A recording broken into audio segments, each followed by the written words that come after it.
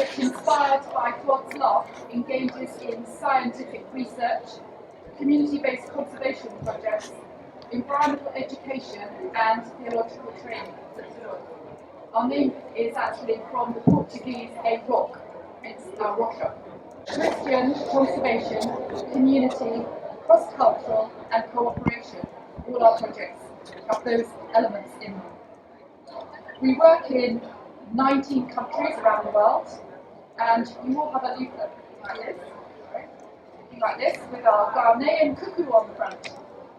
So do take this away, and if you haven't got one, you'll be given one at the back when you leave. So this is our little handout, and there'll be another leaflet because we're also doing a talk in St Michael's Church tomorrow, where it's talks all day long, and do ask somebody from Russia if you need to register about that. So I'm very honoured to be able to do this opening of our small, mini, tiny conference of an hour and a half, and we have some great speakers here for you. Catherine Hayhoe, Bishop Ephraim Tendero, known as Bishop F, much easier. Caroline Pomeroy and Dave Bucklers, who's just got here by the skin of his teeth from England. And to start off with, we have Catherine Hayhoe.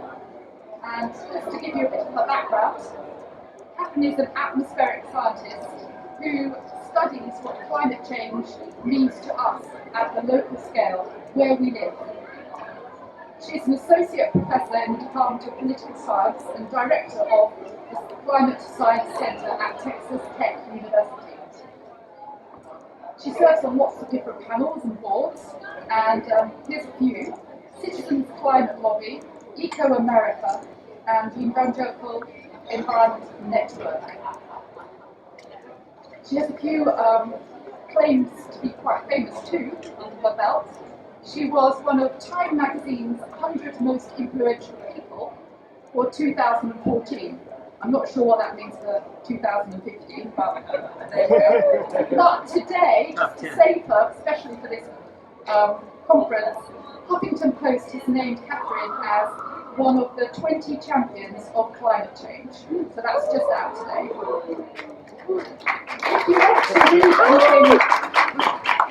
If you want to read more about her thoughts and experience, she is also the author of Climate for Change, Global Warming Facts for Faith-Based Decisions book, which is available on Amazon. So with nothing more to say, here's Catherine.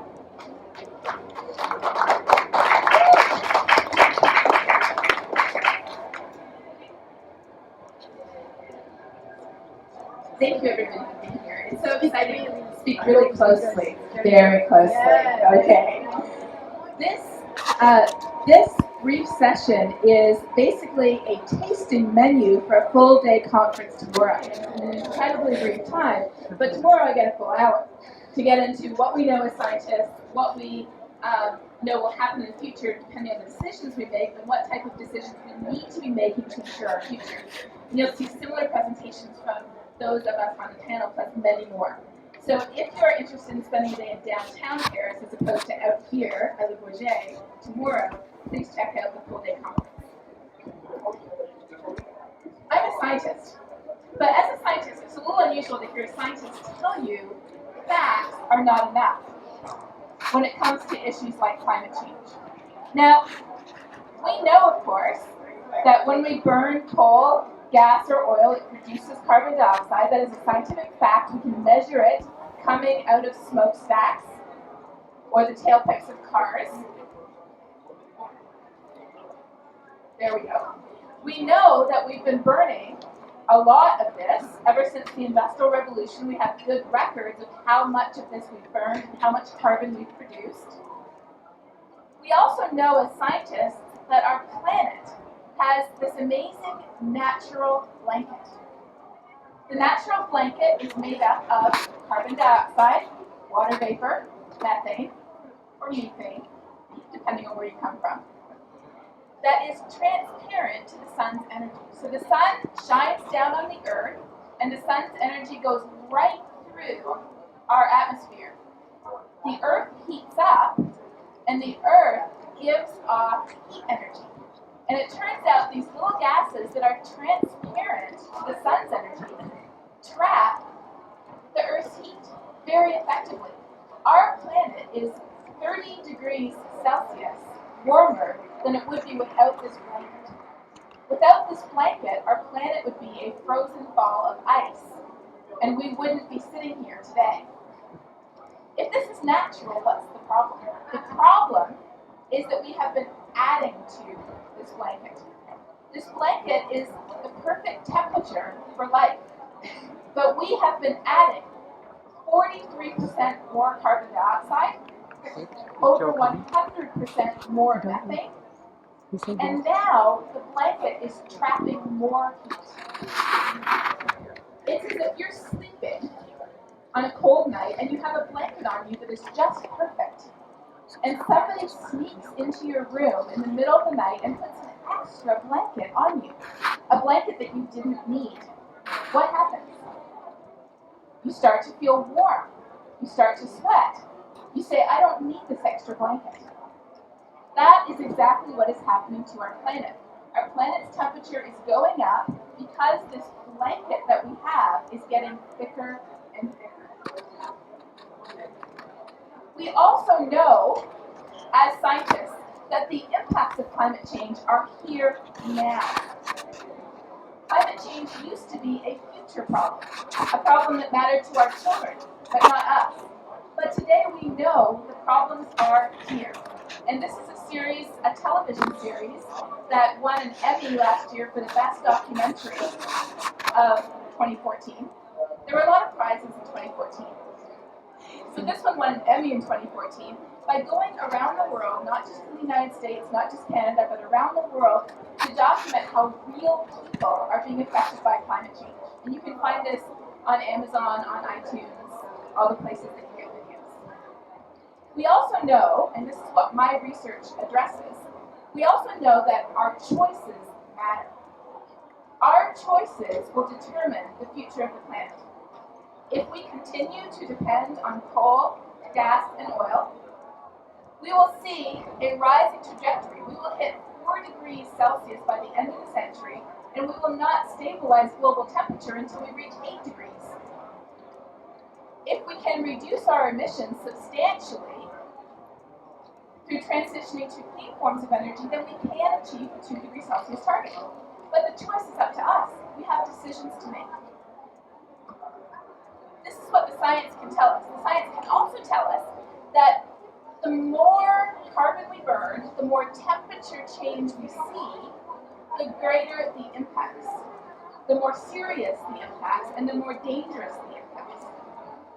This is what the science can tell us. 25 years ago, every major country in the entire world agreed to stabilize levels of carbon and methane and other heat-trapping gases at a level to prevent dangerous human, anthropogenic human, to prevent dangerous human interference with the climate system. If every country in the world agreed that 25 years ago, why are we here at COP21? Why does it take 21 meetings to agree on what to do? That's because the science can tell us that climate is changing. Science can tell us that humans are responsible. Science can tell us that the more carbon we burn, the greater the risks. But science cannot tell us what to do. Because what to do is not just what's up here, it's what's in here too. It's a choice that we have to make based on our values, based on our priorities. The way I often think of this choice is similar to this. How many cigarettes are too many? Well, you might say, you shouldn't smoke in the first place. It's too late. We've been smoking since the 1700s. So we know that if we stop sooner, we run less risk, but there is no magic number of cigarettes that ensures that we will be completely healthy when we stop. In the same way, there's no magic number of carbon tons that we can produce and avoid dangerous impacts. We are already seeing some dangerous impacts today. I was in the Arctic 2 weeks ago. I was there with Polar Bears International. We were waiting for the sea ice to come in on Hudson Bay so the polar bears could leave to go find their food, because polar bears don't eat in the summer. They don't eat anything until they can go out on the ice to eat seals. Last night, I was texting with a friend back in Churchill, where we were to watch the polar bears. She said that the sea ice is still not in. It's December and there are still bears on land starving, waiting for that ice to form. There are people right now who are losing their homes because of the climate change we already see. It's too late to avoid dangerous impacts for everyone, but the faster we reduce our emissions, the more impacts we can avoid. Here's the thing. Whether we are a farmer in Texas or a farmer in Kenya, whether we have lost our homes due to floods in Bangladesh or floods in Canada, whether we are suffering the impacts of poor air quality in China or in Salt Lake City, what do we have in common? We already have all the values we need to care about climate change in our hearts.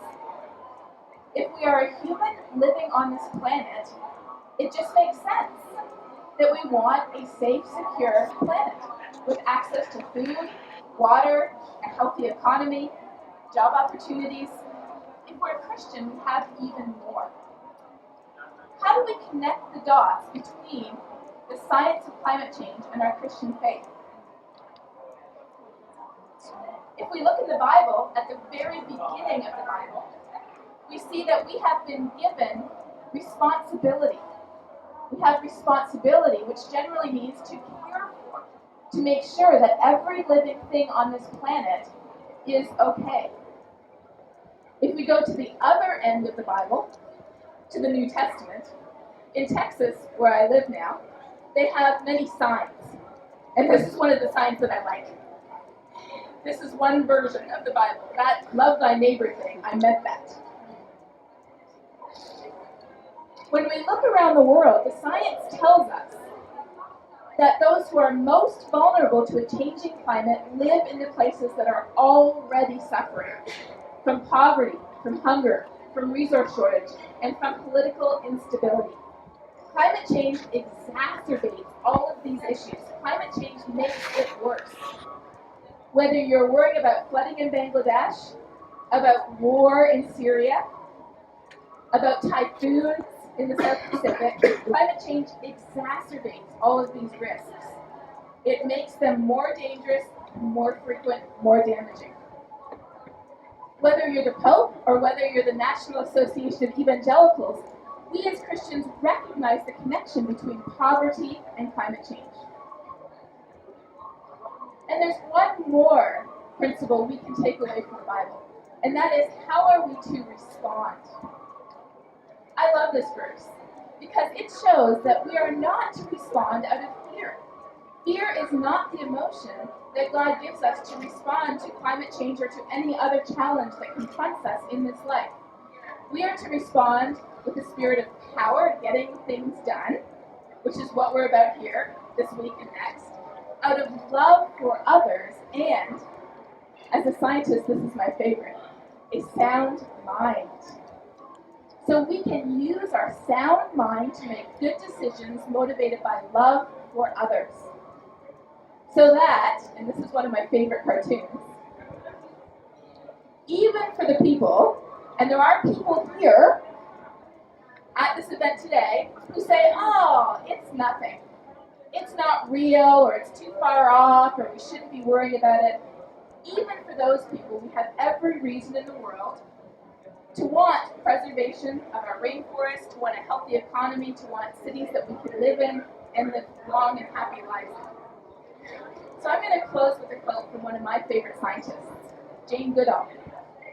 Jane Goodall studied chimpanzees back in the 1970s. And just this year, she said something which I think makes all the sense in the world. It's only when our brain and our heart work together in harmony that we can achieve our full potential. Thank you. I join now to introduce our second speaker, Bishop Ephraim Tendero, who I met for the first time in Manila last year at a regional conference on creation care and the gospel for Christian leaders from across Southeast Asia. Since that time, he's been appointed as Secretary General of the World Evangelical Alliance, the nominal leader of 600 million evangelicals worldwide. And Bishop F, as he'll share, has a long experience in issues of bringing faith to the table in terms of climate negotiation. Bishop F. Tendero. Thank you very much, David. Good afternoon to everyone. It is my great joy to be with you this afternoon. And I have to cut back because I was prepared for 20, but now they said it's only 10 minutes. So we have to make a change, right? We are doing climate change. So I came to COP for two purposes. Number one is to seek for climate justice. And number two is to advocate for the engagement of the religious sector at on the Conference of Parties. Well, we already heard from the scientists that the Earth is warming, and this is the World Risk Index report. And you can see how our country, the Philippines, is number one in terms of disaster prone for typhoon. And you can see here how China and the United States emit 40% of the world's total carbon emission, and the top 10 countries emits about 67.2% of the carbon emission. So what is all of this creates all of that hurricane in the US, forest in the USR, drought in Australia, mudslide in China, flooding in Pakistan, heat wave in Europe, and you can say, yeah, Bloomberg says it's global warming. Now, in the Philippines, we are visited by about 20 typhoons a year. 20 typhoons, 20 to 22 typhoons a year. And about 5 to 6 of them would be destructive, like Super Typhoon Haiyan, the strongest typhoon that hit this planet Earth. So we say that we are the first line of defense on typhoons. The typhoons develop in the Pacific Ocean, moves westwards, and the first line of defense is the Philippines. So we should ask the other countries to help us because we are giving them that defense against typhoon. So we call that climate defense fund, right?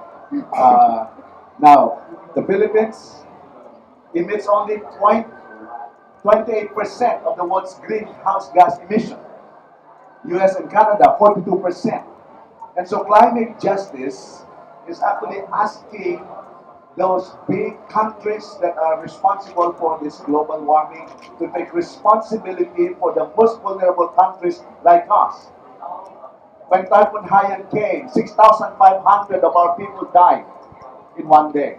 25,000 square kilometers were affected. Millions of homes were lost. How do we account for that? And therefore, climate justice, we need to make sure that here in COP21, we will really see that the big countries will reduce their carbon footprint, and then will be willing also to fund for the risk as well as the devastation of vulnerable countries like the Philippines and other coastline countries. The second purpose I came here is to call for interfaith participation at the Conference of Parties. There are about 40,000 people, about 25,000 participants or party delegates from different 150 countries, but how many of them are religious leaders? Well, they say, well, the religious, you can just pray. No, we need to be engaged more than in prayer because there's a moral dimension for climate change. That the basis for the decision to reduce carbon footprint is because of our desire for the preservation of human life. And that is a moral issue. The Pope Francis says, if we destroy creation, creation will destroy us. And therefore, it's important for us to look at the moral dimension. Secondly, as religious leaders, we can help in the mobilization of communities. That the church, everyone, everywhere, people have some kind of expression of faith or non-faith. And therefore, the universal distribution of faith-based organizations, or even I would say non-faith groups, would have that kind of moral ascendancy and moral suasion. Um, you know, people will listen more to their religious leader than their scientists, or to the politicians in particular. But the religious leader, when they speak, they can mobilize people. And therefore, if we want to contribute, we want to help. Then number three, the religious leaders are also harbinger of hope. Because we say, yeah, people now have that distrust and suspicion because of the pain and the suffering that they have experienced. And then also, for these past 20 years, there are many unfulfilled commitments for these past 20 years of interactions. Therefore, we come here saying that we can have hope. Let me share with you at least this model that I use, the 4 pillars that are needed for societal transformation. We need to have a 4-legged chair, like all of you are sitting on a 4-legged chair, or you have a 4-legged table. We need to have the pillar of government, they have the laws and structure. Then the NGO, they have the knowledge as well as the kind of networking that they have. We need to have business because they have the capital, and then we need to have the religious because the religious will have the moral suasion as well as the moral ascendancy. We need to work together. Why not, why delegate the religious on outside? So we need to have that common vision to help the survival of humanity, and to do that, then we need to have both the government, religious, business, and the NGO. Well, let me share with you at least an example from the Philippines. I have initiated for the last 5 years or so interfaith dialogue on climate change, where we gather the religious, different multi-faith leaders together with the government, Climate Change Commission of the Philippines, Climate Change Congress of the Philippines, and the different religious leaders. The objectives of the dialogue inculcate environmental awareness, raise the moral issue on climate change, mobilize participation and action on climate change, enhance partnership and cooperation with government agencies and faith-based organizations. And then we actually have a one-day national dialogue and as well as regional level. Well, we have plenary presentation on from the government, the moral basis for creation, scientific paper, interventions by government agencies. So in one day, we make such presentation, and we have open forum, and then we have workshop and action planning, so that before the end of the day, people will come up with some actionable points that they will carry. So in terms of the issues as well as commitments and actions of individuals and organizations. So we have done, just this past year, we have done that in 11 regions in the Philippines. Partnership between the government. So what was the result? Well, we have conducted 2 national dialogues under the Office of the President, 11 regional dialogues. We have established working groups at national and regional levels. Government agencies acted immediately on the concerns raised. So because we have there the people from the ground, grassroots, and other people, there's immediate action. And then there is now the greater involvement of faith-based leaders as well as members.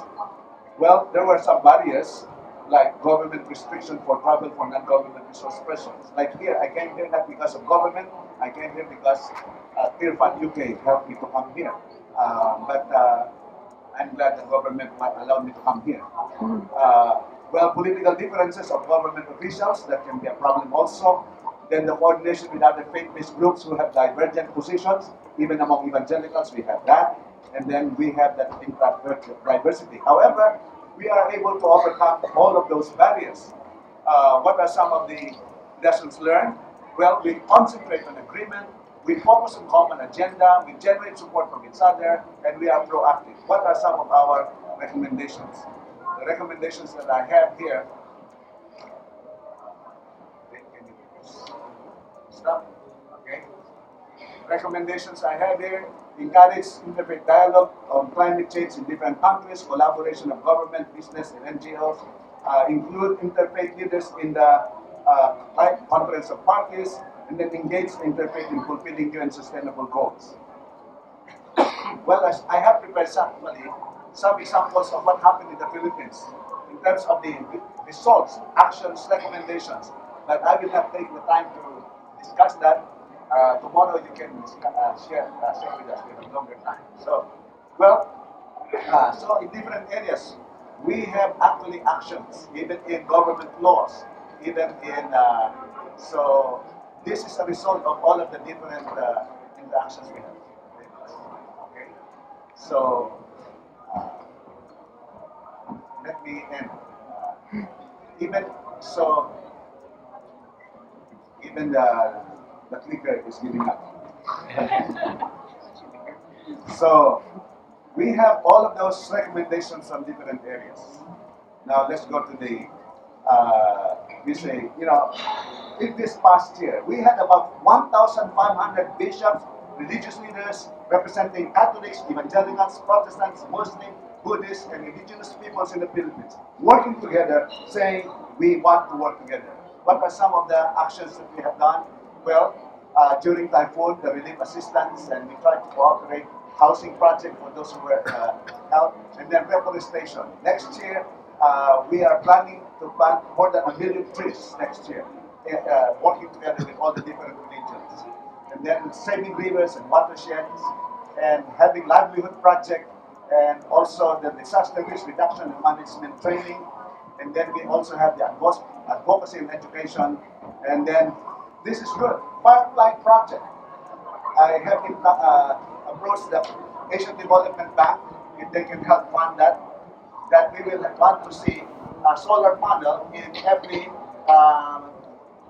churches, so that when the pastor preaches about climate change, they says we are using solar energy here, or even in the different mosques, we want to see solar panels in the different mosques. Well, let me end by saying, you know, Jesus came that we may have life in its fullness, but we are destroying this life that God has given. Let me end by saying that Jesus and creation said, all things were created by Him, through Him, and for Him. God bless you. For the next speaker, we have Caroline Pomeroy, who's trying to get here. She's the director of Climate Stewards. This banner here. She's been working for about 2.5 years. Caroline has lived and worked in Ghana and Rwanda, and has a master's in climate change impacts and sustainability, where her research was about the obstacles and catalysts to churches reaching and practicing care for creation. She also is a pilgrim to Paris and cycles 300 miles here from her home in England, Somerset, to Paris. So with that wonderful introduction, here we are, Caroline. So, good afternoon. Yes, I've got my badge, my pilgrim's badge, so I'm very proud of that. I want to tell you a bit about Climate Stewards, just as an example of how Christians can get involved in... Yeah. As closer as possible. Better.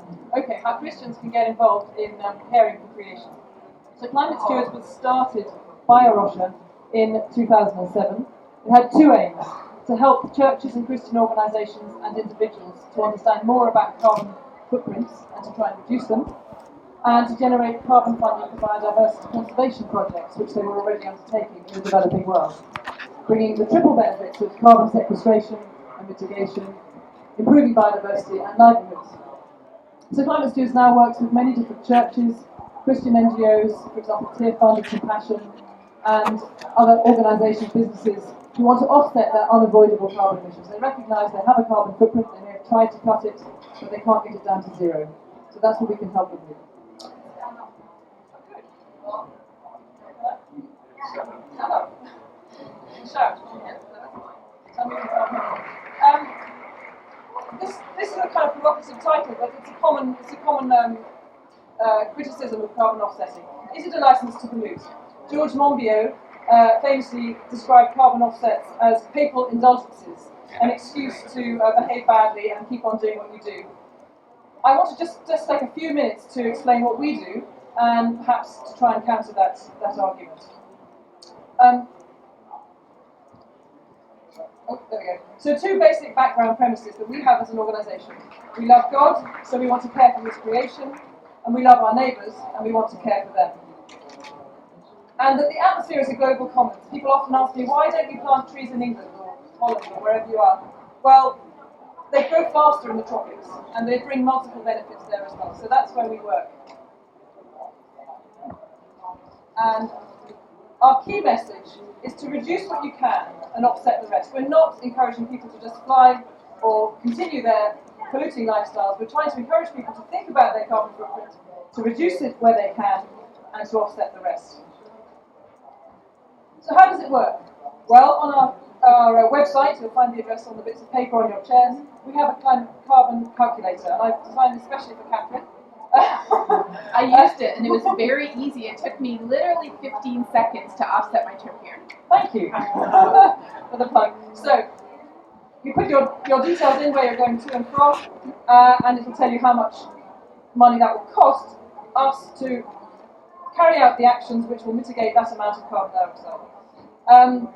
Our carbon calculator is based on the latest UK government data, emissions factors for each form of transport, multiplied by the distance between airports in this case. And we add in an uplift for the stacking and all the things that aeroplanes do before they get to the ground. And also an enormous amount, 90%, we multiply by 1.9 to reflect radiative forcing, which is the impact of emissions high up in the atmosphere. And as you can see, we have other tabs. We have, well, this is the French version, so I was doing this last night, sur la terre. So we have the ground travel, we have our chez moi, so that's our household emissions, or your business, your utility bills, and that all adds up to make our carbon footprint. We're currently working on a lifestyle tab. This is more challenging.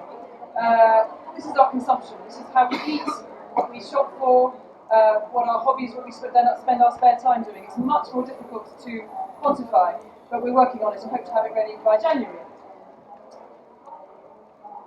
So, having calculated the amount of our carbon footprint, that's number 2 there, we then transfer that money to projects we support in the developing world, which bring multiple benefits: biodiversity, some income for local people, livelihoods, and health benefits also in the case of things like cook stoves. And then we can guarantee to people that we have offset that amount of carbon. Our work started in Ghana. Our primary project is in Ghana, where we work with schools and communities in 2 areas of Ghana. One is around Kumasi, which is in the middle of Ghana. My favourite thing about this is their school uniforms. I think they're fantastic. So we work with schools. They have plantations of trees on school sites, indigenous trees, which they're using as kind of outdoor classrooms. They're working on the land. They're learning how to plant trees, how to care for them, how to weed them, how to measure them, and they're taking those benefits home as well. So they're often encouraged to do things at home. We also work in a much more challenging area of Ghana in the north, around Damongo, which is around a national park called Wole. Much poorer, Muslim communities, Sahelian environment, so quite tough, difficult to grow trees in. And it has been challenging, but we've learned a lot of lessons, and we have grown some trees, which is fantastic. These are the 2 on the top on the right are both up in the north, and trees grow very fast there. This man on the right is one of our community coordinators, so he's someone who's paid by climate stewards to manage a group of farmers, to care for their trees, to answer their questions, to support them along the way. He's called Mr. Joe, and the tree behind him is 6 years old, so they do grow fast. The man on the left, Mr. Saki, is the headmaster of the school, and this was one of his trees which they planted last year. He described the trees as his 3rd daughter. He loves the trees very much. As well as the indigenous trees that we plant, 10% of the sites are allocated for fruiting trees to give the people a crop, some kind of income in the short and medium term. So depending on what the conditions are, they'll choose different things: wild palms, mangoes, citrus fruits, or cashew. And another part of what we do is education. It's very important that the school children understand what's going on. So we have school environment clubs which are funded through Climate Stewards work, where the kids learn much more about environmental education, practical conservation work, as well as what the Bible is saying, so about Christian stewardship too. And schools benefit from incentive schemes. This is something to encourage them to keep going. They all choose what suits them best. So we've got one, top left is Mr. Saki with his rabbits, which breed like rabbits. And on the right, some beehives in another school. A fish pond, bottom left, where they've stocked it with fish, which obviously help in terms of bringing good nutritional food to the school kids, and they can sell them as well. And on the right, that's a grass cutter, which is a kind of a little, like a cane rat, bush rat. So it's a very valuable resource, actually. They sell them for a lot of money. So that's a great form of income. They What? eat, they do. Yeah. Is that right? Sorry? They eat and They eat it. sell Yeah, it's bushmeat. Yeah. And then we measure how big the trees are growing. So the kids learn how to measure trees. The one on the right is a kapok tree. That's one of our site coordinators. Is Daryl here? No. That's Daryl's colleague. Okay. So this is a man called Prosper who looks after that whole region. This tree is 6 years old and it's 25 meters tall. They grow really, really fast. The one in the middle, there's a schoolboy in the middle in his green shirt. Those trees were planted 4 years earlier. So it's very impressive, the rate of growth in the region. So that's what we're doing. We're taking seedlings. In the north, this lady had 1 acre of land, and she has tended that for the last 6 years. And this is what you can see behind her, the trees that she's growing. She's incredibly proud of them. And she'll talk really passionately about how the local climate has changed. It's cooler, it's shadier. She can hear the birds and the bees and the butterflies, and she just really enjoys being there. So, as well as Ghana, we support 2 other projects. One's in Kenya, where we support a project which does improve cook stoves, water filters, and solar lamps. And another in Mexico, which is doing agroforestry work, very similar to the Ghana project, working with smallholders, encouraging them to plant trees on their land. And in the UK, and also in the Netherlands, we do education and advocacy work. So we're involved in campaigning for climate justice. We go to Christian festivals, we go to secular marches and demonstrations, we're here at COP, we go into schools, we work with churches, we produce resources for churches.